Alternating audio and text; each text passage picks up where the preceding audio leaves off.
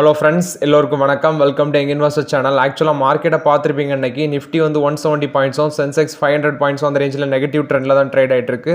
Market இந்த negative ட்ரெண்டுக்கு போக காரணம், நேற்று வந்து அமெரிக்கன் மார்க்கெட் டவ் ஜோன்ஸ் பார்த்தீங்கன்னா நியர்லி 400 பாயிண்ட்ஸ் வந்து நெகட்டிவ்ல தான் க்ளோஸ் பண்ணியிருக்காங்க. 1% கிட்ட டவ் ஜோன்ஸ் நேற்று நெகட்டிவ்ல தான் க்ளோஸ் பண்ணியிருக்காங்க. ஸோ அது மட்டும் இல்லாமல் எஃப்ஐஸ் வந்து நேற்று 5000 கோடிக்கு மேலே மார்க்கெட்டில் வந்து விற்றுருந்தாங்க. ஸோ அதுவும் ஒரு ரீசன். எஃப்ஐஸ் வந்து கண்டினியூஸ் செல்லிங் தான் பண்ணிட்டு இருக்காங்க மார்க்கெட்டில். ஸோ மேபி இன்றைக்கும் அதிக அளவில் செல்லிங் பண்ணியிருப்பாங்க அப்படின்னு நினைக்கிறேன். ஸோ மார்க்கெட் இன்றைக்கி நெகட்டிவ் ட்ரெண்டில் தான் இருக்குது. நேற்று டாடா ஸ்டீலோட ரிசல்ட்ஸ் நம்ம பார்த்துருந்தோம். ஸோ அதில் வந்து டிவிடன் கொடுத்துருந்தாங்க. 3.60 காசு ஒரு ஷேருக்கு டாடா ஸ்டீல் டிவிடன் அனௌன்ஸ் பண்ணியிருந்தாங்க. அவங்களோட ரிசல்ட்ஸ் பார்க்கும்போது இயர் ஆன் இயர் பேசிஸில் நியர்லி 64% டவுனு அப்படின்னு சொல்லியிருந்தாங்க. அதே quarter on quarter basis compare பண்ணும்போது அவங்களோட நெட் ப்ராஃபிட் நியர்லி ஒரு 19% இன்க்ரீஸ் தான் இருந்துச்சு. குவார்டர் ஆன் குவார்டர் பேசிஸில் அவங்களோட நெட் ப்ராஃபிட் இன்க்ரீஸ் ஆயிருக்கு. இயர் ஆன் இயர் பேசிஸில் தான் டவுன் ஆயிருக்கு. முந்தின குவார்டரில் அவங்க 513 கோடி பண்ணியிருந்தாங்க. ஆனால் அந்த குவார்டரில் 611 கோடி பண்ணியிருக்காங்க. ஸோ அவங்களோட ரிசல்ட்ஸ் வந்து ஓரளவு பெட்டராக தான் இருக்குது. பட் கடன் தான் அதிகமாக இருக்குது. ஸோ அதுக்கும் அவங்க சில வழிமுறைகளை ஃபாலோ பண்ணுறாங்க. மேபி இன்றைக்கும் டாடா ஸ்டீலோட ஷேர் ப்ரைஸ் 4% அடிச்சிருந்தாங்க. ஸோ டிவிடன் கொடுக்குறாங்க 3.60 காசு. ஸோ டாடா ஸ்டீலோட ரிசல்ட்ஸ் அப்டேட் நான் லாஸ்ட் வீடியோலேயே போஸ்ட் பண்ணிட்டேன். லெமன் ட்ரீ ஹோட்டல்ஸ் பார்த்தீங்கன்னா ரிசல்ட்ஸ் அனௌன்ஸ் பண்ணியிருக்காங்க. 84 கோடி பண்ணியிருக்காங்க. சேம் குவார்டர் லாஸ்ட் இயரில் 59 கோடி பண்ணியிருக்காங்க. ஸோ குவார்டர் ஆன் குவார்டர் பேசிஸில் 42% இன்க்ரீஸ் ஆயிருக்கு. அதே இயர் ஆன் இயர் பேசிஸ்லையும் 42% இன்க்ரீஸ் ஆயிருக்கு அப்படின்னு சொல்கிறாங்க. ஆனுவல் பேசிஸில் அவங்களோட நெட் ப்ராஃபிட் 29% இன்க்ரீஸ் ஆயிருக்கு. இந்த ஃபிசிக்கல் இயரில் 181 கோடி பண்ணியிருக்காங்க. முந்தின ஃபிசிக்கல் இயரில் நியர்லி 140 கோடி தான் பண்ணியிருக்காங்க. 29% இன்க்ரீஸ் ஆயிருக்கு. டோட்டல் இன்கம் இந்த குவார்ட்டரில் 331 கோடியாக இருக்குது. அதே சேம் குவார்டர் லாஸ்ட் இயரில் 254 கோடி அப்படின்னு சொல்லியிருக்காங்க. அதுவும் இன்க்ரீஸ் தான் இருக்குது. நெக்ஸ்ட்டு அவங்க டோட்டல் இன்கம் ஒரு ஃபிசிக்கல் இயர் ஃபுல்லாட்டு 1076 கோடி ஆட்டிருக்கு இந்த ஃபிசிக்கல் இயரில். அதே முந்தின ஃபிசிக்கல் இயரில் 878 கோடி அப்படின்னு சொல்லியிருக்காங்க. நெக்ஸ்ட் இந்த குவார்ட்டரில் அவங்க ஓப்பன் பண்ண ஹோட்டல்ஸ், அதாவது 12 new management and franchise contract வந்து சைன் பண்ணியிருக்காங்க. அது மூலம் மட்டும் 667 நியூ ரூம்ஸ் ஆட் ஆயிருக்கு அப்படின்னு சொல்கிறாங்க. அவங்களோட பைப்லைன் அண்ட் ஆப்ரேஷனல் பார்த்தீங்கன்னா 4 ஹோட்டல்ஸ் ஆட் பண்ணியிருக்காங்க. அது மூலம் மட்டும் 176 ரூம்ஸ் வந்து அவங்களோட போர்ட்ஃபோலியோக்கு ஆட் ஆயிருக்கு அப்படின்னு சொல்லியிருக்காங்க. இந்த ஃபினான்ஷியல் இயரில் நியர்லி 104 ஹோட்டல்ஸ் வந்து ஆப்ரேஷனலில் இருக்குது அப்படின்னு சொல்கிறாங்க. அது மூலமாட்டு 9863 ரூம்ஸ் ஆட் ஆகுது. அவங்களோட பைப்லைன் மூலமாட்டு 4000 ரூம்ஸ் அடிஷ்னலாட்டு காம்ப்ரமைஸ் பண்ண போகிறாங்க அப்படின்னு சொல்கிறாங்க. நெக்ஸ்ட் அவங்களோட ஹோட்டல் செயின் வந்து நியர்லி 120 ஹோட்டல்ஸும் 11,000 ரூம் இருக்கிற மாதிரி நிதியாண்டு 25 அவங்க பில்ட் பண்ணுவாங்க அப்படின்னு சொல்லியிருக்காங்க. அவங்க கைவசம் 120 ஹோட்டல்ஸ் 11,000 ரூம் வந்து அவங்களோட கைவசம் நிதியாண்டு 25 இருக்கிற மாதிரி பண்ணுவாங்க அப்படின்னு சொல்லியிருக்காங்க. அதை அட்டைன் பண்ணுவாங்க. அதான் அவங்களோட கோல் அப்படின்னு சொல்லியிருக்காங்க. ஷேர் ப்ரைஸ் 138 அந்த ரேஞ்சில் ட்ரேட் ஆகிட்டு இருந்துச்சு. ஒரு ஃப்ளாட் நெகட்டிவ்ல தான் ட்ரேட் ஆகிட்டு இருந்துச்சு. ஸோ ஆல்ரெடி வாங்கினவங்களுக்கு இது ஒரு நல்ல ரிசல்ட்ஸாக இருக்குது. ஹோல்ட் பண்ணுங்கள் ஷேரை. ஸோ இப்போதைக்கு இந்த லெமன் ட்ரீ ஹோட்டல்ஸில் வாய்ப்புகள் ரொம்பவே கம்மி. இது லெமன் ட்ரீ ஹோட்டல்ஸை பொறுத்த வரைக்கும் ரிசல்ட்ஸ் அப்டேட்டு. இன்றைக்கி பார்த்தீங்கன்னா மார்க்கெட்டில் மணப்புரம் ஃபினான்ஸ் 2% மேலே அடிச்சிருந்தாங்க. 167 ரூபா அந்த ரேஞ்சுக்கு வந்துடுச்சு. இது ஒரு பையிங் ஆப்பர்ச்சுனிட்டியாக தான் நம்ம மணப்புரம் ஃபினான்ஸில் பார்ப்போம்.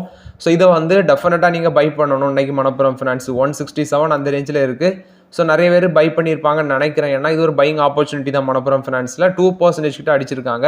ஸோ இந்த மணப்புரம் ஃபினான்ஸ் லாங் டைமுக்கு ஒரு நல்ல ஸ்டாங்கு நான் பேங்கிங் ஃபினான்ஷியல் செக்டாரில். ஸோ கீழே விலை 1-2 இந்த மணப்புரம் ஃபினான்ஸில் வாங்குங்க. 167 ரூபா அந்த ரேஞ்சில் ட்ரேட் ஆகிட்டு இருந்துச்சு. இன்றைக்கி மார்க்கெட்டில் 2% மேலே நெகட்டிவ்ல தான் ட்ரேட் ஆகிட்டு இருந்துச்சு. இது மணப்புரம் ஃபினான்ஸில் நமக்கு ஒரு கிடைச்ச ஒரு அரிய வாய்ப்பு, மிஸ் பண்ணிடாதீங்க. நெக்ஸ்ட் பார்த்தீங்கன்னா விப்ரோ இன்னைக்கு ஸ்டாக் ப்ரைஸ் 2% மேலே அடிச்சிருந்தாங்க. 439 அந்த ரேஞ்சில் ட்ரேட் ஆகிட்டு இருந்துச்சு. நம்ம எக்ஸ்பெக்ட் பண்ண லெவல் 420 அந்த ரேஞ்சுக்கு வந்து மறுபடியும் வர சான்சஸ் அதிகமாக இருக்குது. எலெக்ஷன் ரிசல்ட்ஸ்க்கு முன்னாடி அந்த ரேஞ்சை டச் பண்ணும் அப்படின்னு நினைக்கிறேன். ஸோ வெயிட் பண்ணி பார்க்கலாம் விப்ரோவில் அந்த ரேஞ்ச் நமக்கு கிடைக்குதா அப்படின்ட்டு. 420 வந்துன்னா டெஃபினட்டாக நம்ம விப்ரோவில் என்ட்ரி கொடுக்கலாம். இப்போதைக்கு 439 அந்த ரேஞ்சில் ட்ரேட் ஆகிட்டு இருக்கு. இன்றைக்கி மட்டுமே 2% அடிச்சிருக்காங்க. இது விப்ரோவை பொறுத்த வரைக்கும் அப்டேட்டு. நெக்ஸ்ட் பார்த்தீங்கன்னா பேட்டா இந்தியா ரிசல்ட்ஸ் அனௌன்ஸ் பண்ணியிருக்காங்க. நெட் ப்ராஃபிட் 3% கீழே விழுந்திருக்கு அப்படின்னு சொல்லியிருக்காங்க.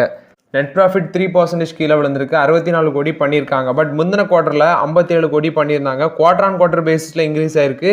இயர் ஆன் இயர் பேசிஸில் தான் நியர்லி 3% கீழே விழுந்திருக்கு. ரெவன்யூ வந்து 797 கோடி பண்ணியிருக்காங்க. 2.47% இன்க்ரீஸ் ஆயிருக்கு.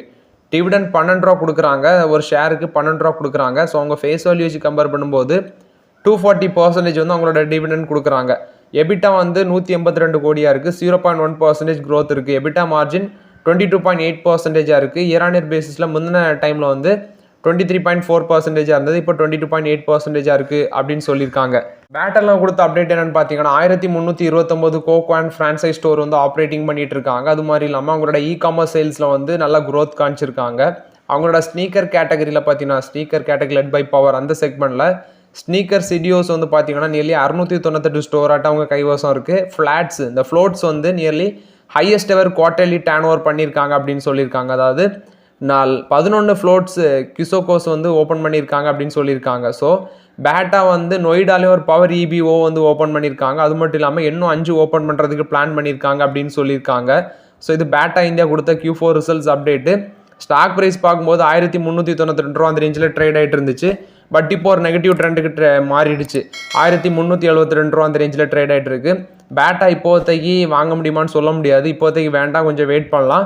ஸோ டிவிடன் வந்து ஆல்ரெடி நீங்கள் வாங்கியிருந்தீங்கன்னா உங்களுக்கு 12 ரூபா டிவிடன் கிடைக்கும். So results quarter on quarter பேசிஸில் ஒரு 6 கோடி இன்க்ரீஸ் ஆயிருக்கு அப்படின்னு சொல்லலாம். 57 கோடி பண்ணியிருந்தாங்க முந்தின குவார்டரில், இப்போ 63 கோடி. பட் இயர் ஆன் இயர் பேசிஸில் 3% கீழே விழுந்திருக்கு. இது பேட்டா இந்தியாவை பொறுத்த வரைக்கும் Q4 ரிசல்ட்ஸ் அப்டேட்டு.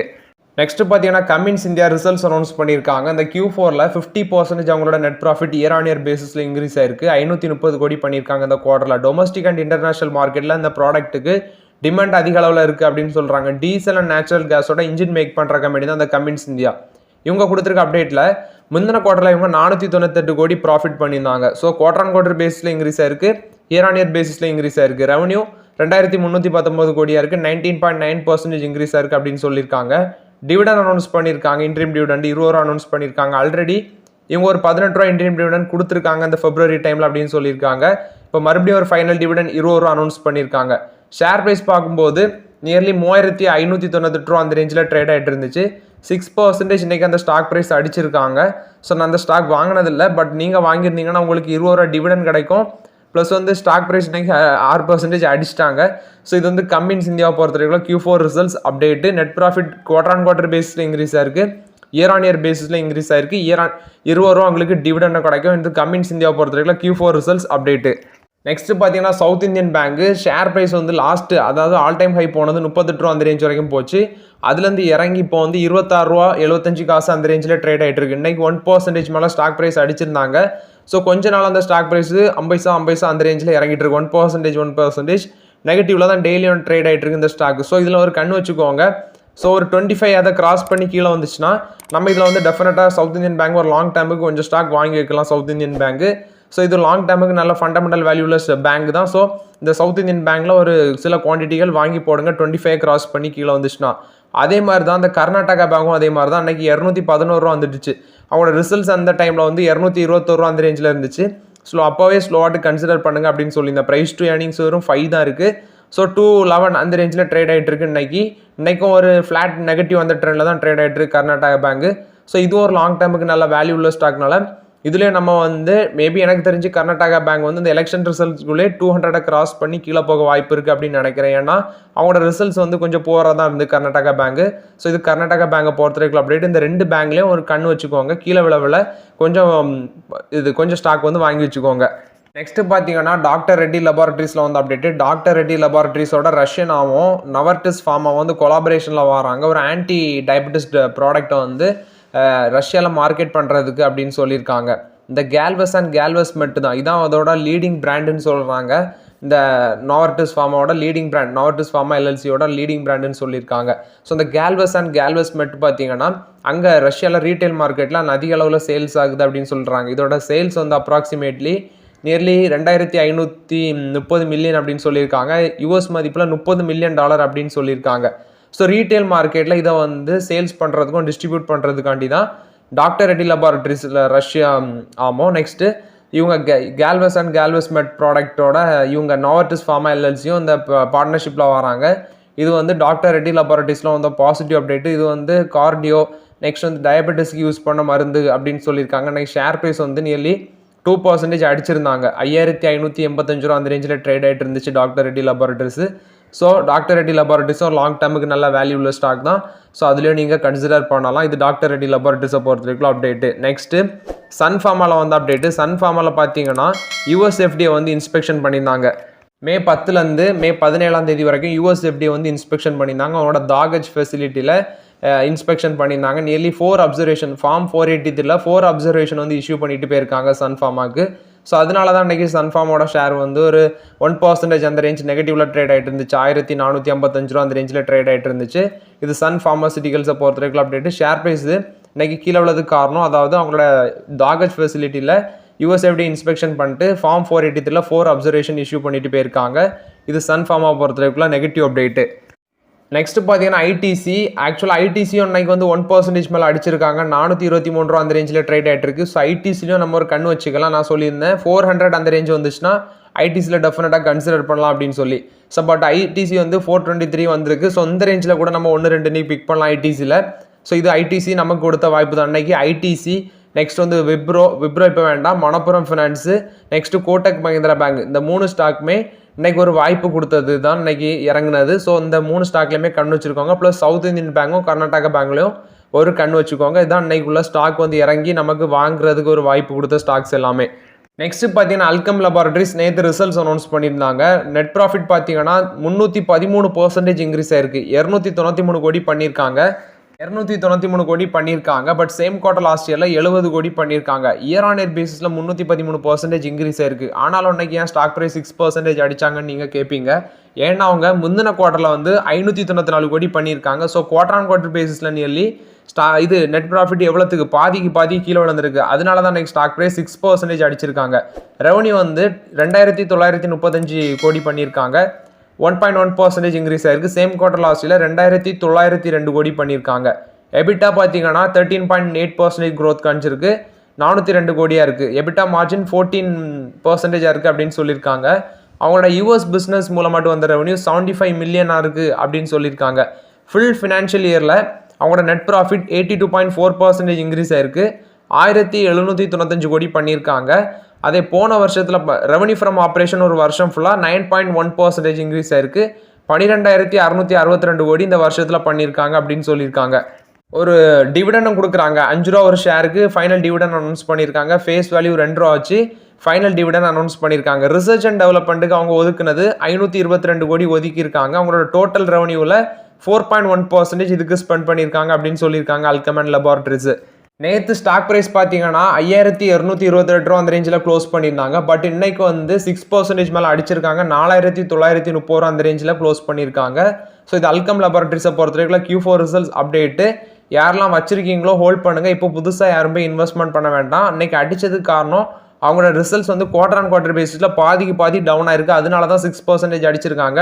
டிவிடெண்ட் வந்து 5 ரூபாயும் கிடைக்குது. இது அல்கம் லெபார்டரிஸை பொறுத்த வரைக்கும் Q4 ரிசல்ட்ஸ் அப்டேட்டு. நெக்ஸ்ட் பார்த்தீங்கன்னா HCL டெக்னாலஜிஸில் வந்து அப்டேட்டு. இவங்களோட ஜென்ரேட்டிவ் AI பிளாட்ஃபார்மில் HCL டெக்னாலஜிஸோட ஆர்டிஃபிஷியல் இன்டெலிஜென்ஸ் ஃபோர்ஸ் வந்து நீ கூகுள் கிளவுட் ஜெமினி மாடல்ஸில் அவைலபிளாக இருக்கும் அப்படின்னு சொல்லியிருக்காங்க. ஸோ இது வந்து HCL டெக்னாலஜிஸை பொறுத்த வரைக்கும் பாசிட்டிவ் அப்டேட். இந்த ஜென்ரேட்டிவ் AI ஆர்டிஃபிஷியல் இன்டெலிஜென்ஸ் செக்மெண்ட்டில் இவங்க அந்த கூகுளோட மல்டி மாடல் லார்ஜ் லாங்குவேஜ் டீலில் வந்து ஜெமினி அந்த இனோவேஷன் அதில் வந்து HCL டெக்கோட AI ஃபோர்ஸும் அவைலபிளாக இருக்கும் அப்படின்னு சொல்லியிருக்காங்க. இது HCL டெக்னாலஜிஸ் ஒரு பாசிட்டிவ் அப்டேட்டு. மேபி இந்த ஆர்டிஃபிஷியல் இன்டெலிஜென்ஸ் செக்மெண்ட்டில் நிறைய ஐடி கம்பெனிஸ் போட்டி இன்வெஸ்ட்மெண்ட் பண்ணுறாங்க. நிறைய டெக் கம்பெனிஸோட பார்ட்னர்ஷிப்பாக வைக்கிறாங்க. இது HCL டெக்னாலஜிஸை பொறுத்த வரைக்கும் பாசிட்டிவ் அப்டேட். பட் ஷேர் ப்ரைஸ்னே 1% மேலே அடிச்சிருந்தாங்க. 1334 ரூபா அந்த ரேஞ்சில் ட்ரேட் ஆகிட்டு இருந்துச்சு HCL டெக்னாலஜிஸ். இது HCL டெக்னாலஜிஸை பொறுத்த வரைக்கும் positive update. So okay friends, ஆக்சுவலாக இன்றைக்கி மார்க்கெட் அப்டேட்ஸ் எல்லாமே பார்த்தோம். இந்த வீடியோ உங்களுக்கு பயனுள்ளதாக இருந்துச்சுன்னா லைக் பண்ணுங்கள், சப்ஸ்கிரைப் பண்ணுங்கள், கமெண்ட் பண்ணுங்கள். Okay friends, thank you.